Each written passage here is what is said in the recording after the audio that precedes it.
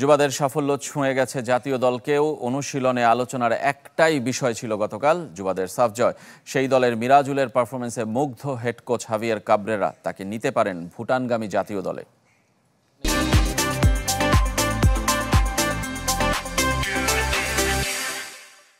Personally ভাবে যার যার রুম থেকে দেখছে, তো আমি আর মৃদুল একসাথে খেলাটা উপভোগ করেছি।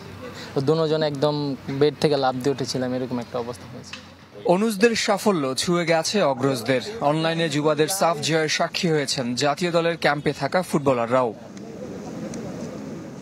রক্তক্ষয়ী অভ্যুত্থানের পর দেশে বন্যার হানা। অস্থির সময়ে কিছুটা হলেও দেশের মানুষকে আনন্দ দিয়েছে ক্রিকেট ফুটবল।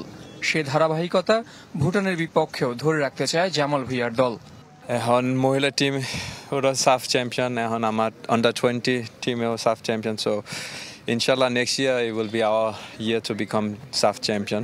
প্র্যাকটিসে আসার আগে আমরা সবাই বলাবলি করতেছিলাম যে ক্রিকেটও একটা ভালো সাফল্য এবং ফুটবলে তো আমাদের সামনে 2টা ম্যাচ আছে।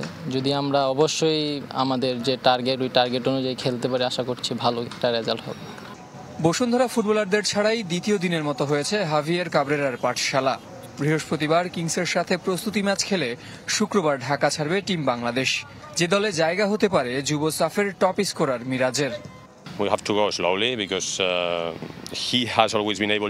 সাফ জয়ী যুব দলের রাহুল, চন্দন, শ্রাবণরা আগেও জাতীয় দলে ছিল। মিরাজকেও অনেক দিন ধরে দেখছি। আমার মনে হয় সে এখন তৈরি, তবে তাকে নিয়ে কোনো তাড়াহুড়ো করতে চাই না।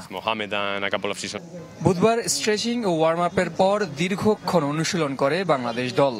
এদিনও ক্লোজ ডোর ছিল কাবরেরার ট্যাকটিক্যাল সেশন। জহির সাগর, চ্যানেল 24, ঢাকা।